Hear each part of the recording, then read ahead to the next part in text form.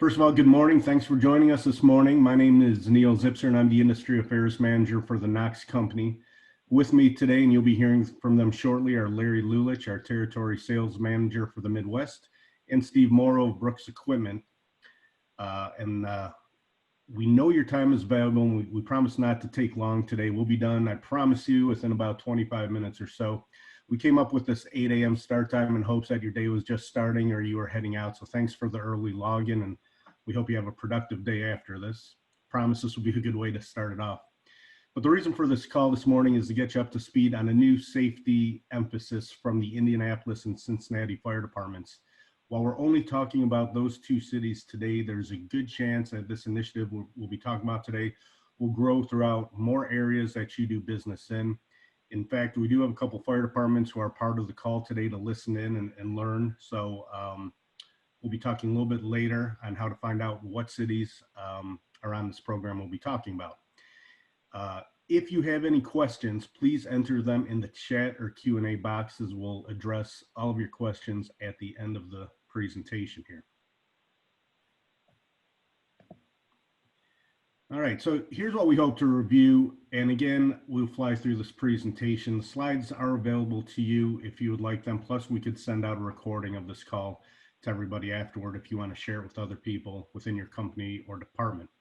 We're going to be talking about the value of locking FDC caps, why this problem is now a higher priority to some fire departments, specifically those in larger cities, as well as a new business opportunity for your company and how to proceed after the call. So the next few slides may not be new to you, but we wanted to emphasize the importance of fire department connections. The FDCs are the lifeline to any building's automatic sprinkler system, so it can be devastating if the fire sprinklers don't work the way they are intended. And the reason why they wouldn't be working is because debris has entered the FDC or they've been vandalized. And when an FDC has debris in it or is clogged, the water pressure in the building can drastically be reduced. And I'm sure that you guys in the field have seen many things, crazy things out there. You probably have some great stories to share. Here are some things that we see commonly: animal, insects, garbage, you name it. It's been found in uncapped FDCs. As a matter of fact, I wanted to show you a couple quick videos that made it onto social media that shows what inspectors have been finding in both uncapped standpipes and FDCs. So here's the first quick video. Oh, try that again.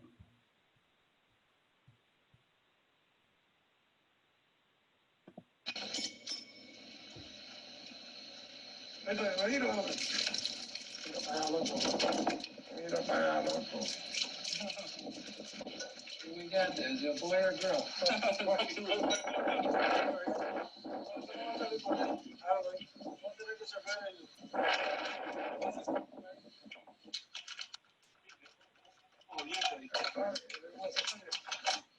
All right, what's his name? Well, look at that, huh? Mira, voy para abajo, voy a abrir un poquito. Here's another quick one. Probably a lot of you have seen this one already.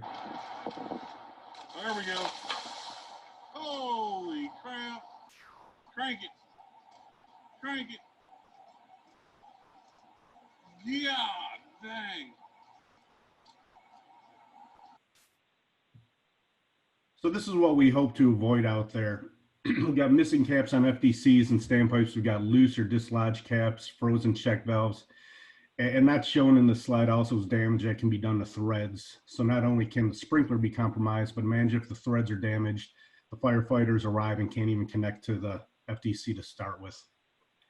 So there's a simple fix to this. Locking FDC and standpipe caps. These caps are locked and unlocked onto the FDC or standpipe, and only the fire department has the unique wrench to quickly take these off.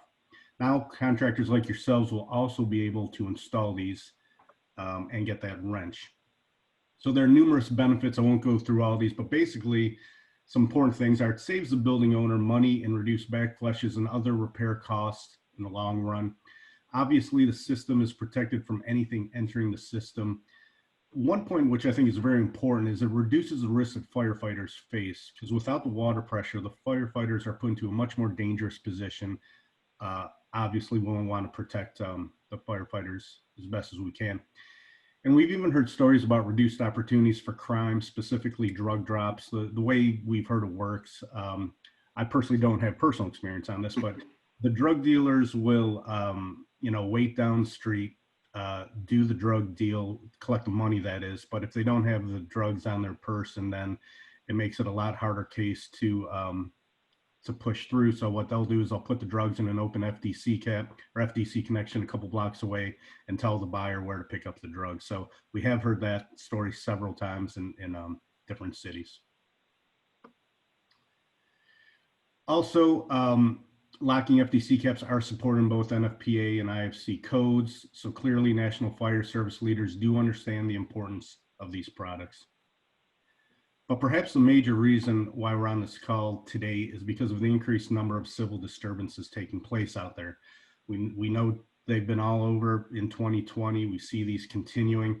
And it got so bad that we heard reports from the city of Indianapolis, as well as a couple other major cities out there, that after some protests had occurred, they were finding all types of things in their downtown area. And what really kind of freaked out the city of Indianapolis or the Indianapolis Fire Department was that they found a lot of debris in the FDCs.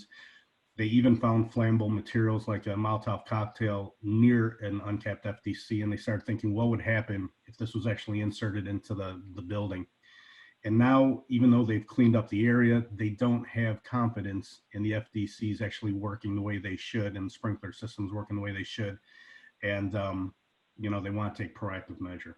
It also got so bad that the U.S. Fire Administrator, Keith Bryan, as well as the U.S. Department of Homeland Security, issued warnings about the vulnerabilities of FDCs out there. So Washington, D.C. did, hear about the problem and take some action, at least in increased communications. And like I was saying, these civil disturbances are expected to continue no matter who wins the election next month. We saw what sets these off, and these issues may still occur long into the future for all we know. So we have to take proactive measures on these civil disturbances. And now I'd like to turn it over to Larry Lulich, who's going to talk more about why fire departments are looking to take more precautionary approaches and hoping that sprinkler companies and those inspecting and maintaining FDCs will work with them. So Larry, take it from here. Yeah, good morning, everybody. I just want to more or less emphasize the reason why we're here today is to fulfill the objective that's out there in the unsettled environment. The working relationship that we've developed here with Indianapolis, and not just across Columbus, Ohio, Cleveland, other parts throughout Pittsburgh area, Pennsylvania, throughout the Midwest. It was unfortunately a lot of information that was fed back to us.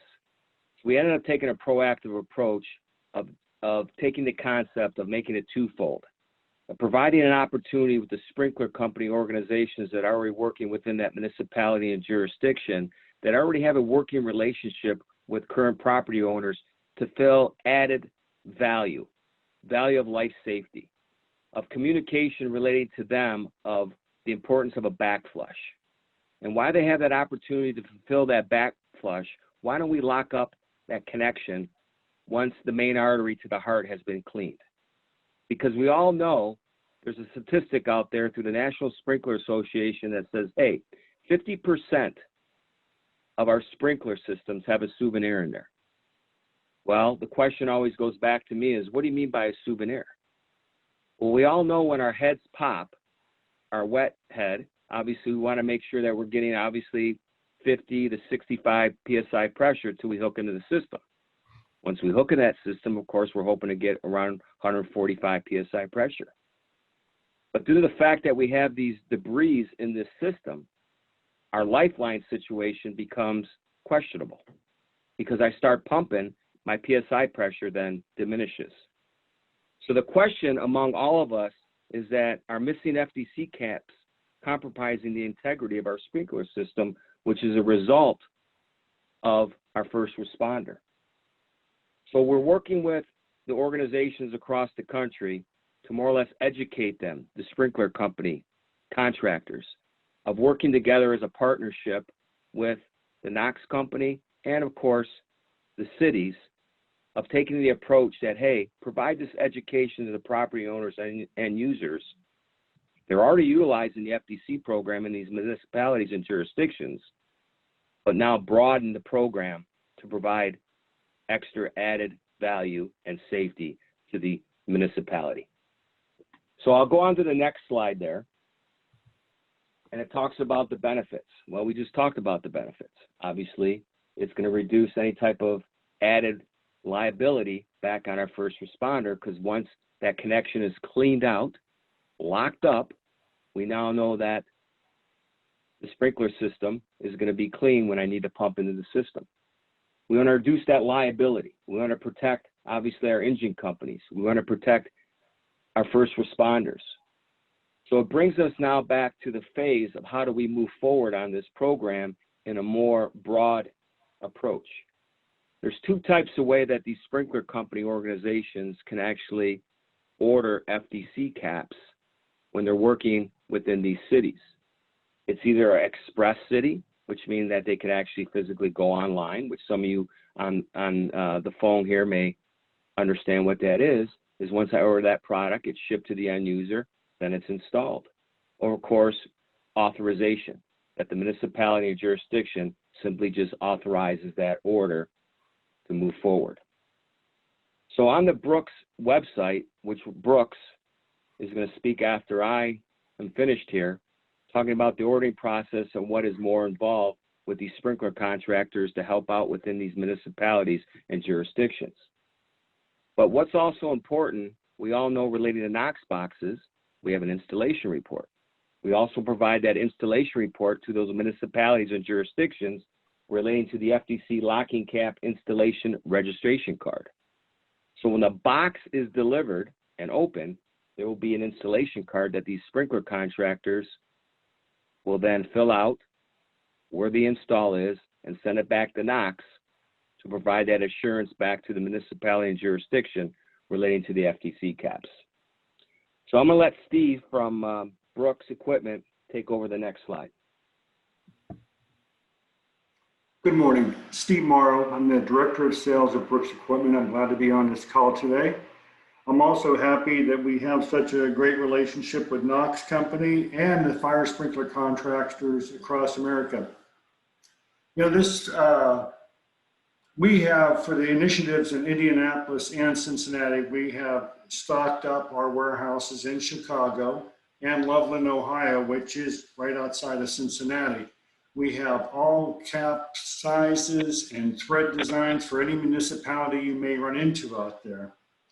Ordering the caps from Brooks Equipment, if you're a customer, is very simple. You can either order online, you can call us, you fax, email. We have a specialist on staff. His name is Mel Casey. He's dedicated to helping sprinkler contractors with their needs in the Knox locking caps. Neil, if you could click on the Brooks website.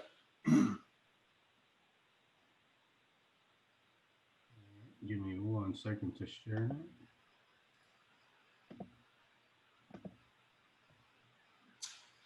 While you're doing that, there you go. Scroll down, and if you go to the Brooks website, if you're a Brooks customer, you simply log in and you'll go to the resource tab on the website and drop down that resource tab, and we have a Knox products page. And simply scroll down and hit Express Cities.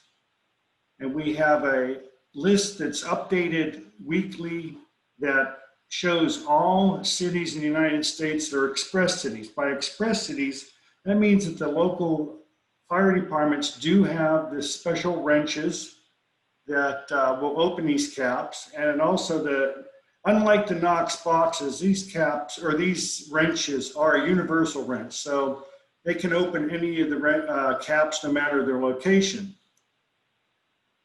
These wrenches, if you're a sprinkler contractor, are available through Brooks Equipment. And when you're doing your inspection, test, and maintenance, and you come up to a building that you may have not serviced before, and it's locked, and you'll be able to unlock it with a cap. Going back to one thing Larry spoke about. Oh, Neil, if you could go back to the earlier page. On the website? Yes, sir. There you go. If you'll scroll down.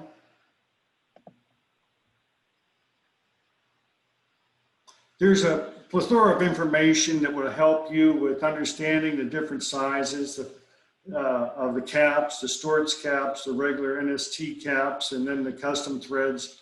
Shows you where our distribution is across the United States for these. And then down we have some helpful resources for you that use in the sales and marketing of these things. At Brooks Equipment, also, if you're a customer, we can make customized flyers that were co-branded with the Knox locking caps and with your company information on there. So this flyer on the right there, we can personalize that at no charge to you with your company name, contact information. So your service people, when they're out doing an inspection, test, and maintenance, can either approach the customer on the installation of this and get it done at that time. One thing I wanted to touch on, what Larry touched on early, is the liability factor. And I'm sure all sprinkler contractors understand that at the time they do an inspection, test, and maintenance of a system, when they're gone, really the only part of that system is vulnerable is that FDC. So it behooves you for not only the safety of the firefighters, the integrity of the fire sprinkler system, but also for protecting your own liability that you install these locking caps. Because once you do that inspection, test, and maintenance, your tag is on that system and you're certifying that it isn't ready to go and should not have any operational problem. If there are any questions on the purchase of caps, or if you're not currently a Brooks customer, please go to our website. You can open an account there, or simply call and ask for Mr. Mel Casey. His number is 800-826-3473, and he's at extension 3415.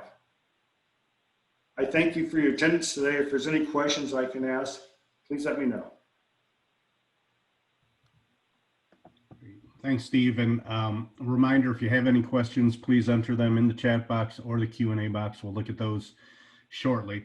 To summarize, locking FDC caps are supported by the Indianapolis and Cincinnati fire departments, as well as other cities, both in Indiana and Ohio. So please rather contact the local fire department to find out if they are in the FDC cap program, or go to the Brooks website or contact Brooks and find out more about that.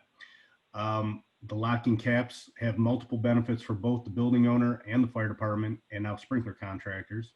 This is a new business opportunity for sprinkler contractors and those who inspect and maintain FDCs. Reminder though, all recommended maintenance should be done prior to installing the locking caps, and you do have to return those installation cards so we can keep the fire departments up to speed on what addresses do have those caps. If you're not already, become a Brooks customer. Very easy to do on the Brooks website. And finally, here's the contact information for both Larry and Mel. The one other thing we haven't addressed is that we did promise that there would be a winner of a $100 Home Depot gift card. What we did was we took those who registered, did a randomizer prior to the call, and the winner is Chad Harker. So Chad, we will be getting your mailing address and sending you out that card within the next week. So congratulations on that. Let me check real quick. Looks like we do have a question here. Can I get a copy of the presentation? You bet. We're going to send out the presentation as well as a link to the recording to everybody who's on the call so you guys could share it. Also to Larry, question regarding, it's not an ordinance, but these are being, I guess you could say, supported or recommended by the fire departments. Can you talk a little bit more about that? Yeah, good question. Ordinance today is more or less of I consider a black and white scenario.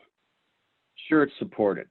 But in today's world, everybody kind of hates to be told what to do. An ordinance is great when it's in the pre-construction stage.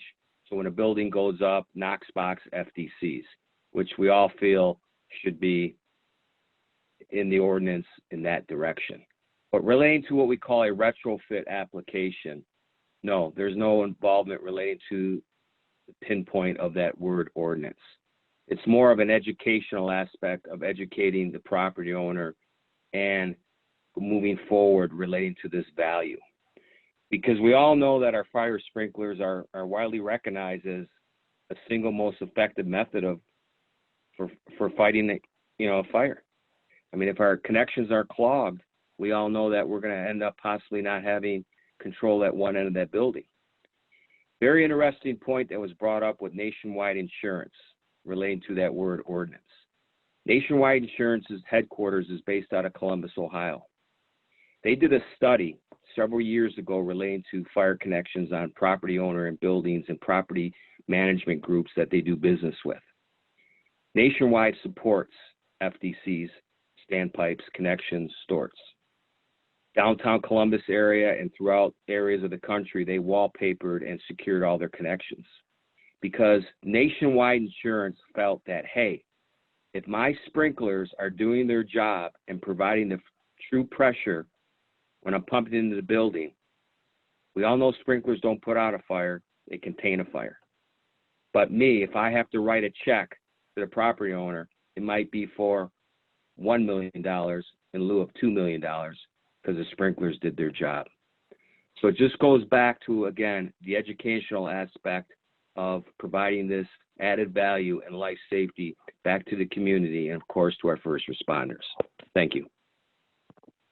Great. And I'm doing one more check of questions. I don't see anything else. I promised you guys to be out in 25 minutes, and it's been 22 minutes. So thank you all very much for your time.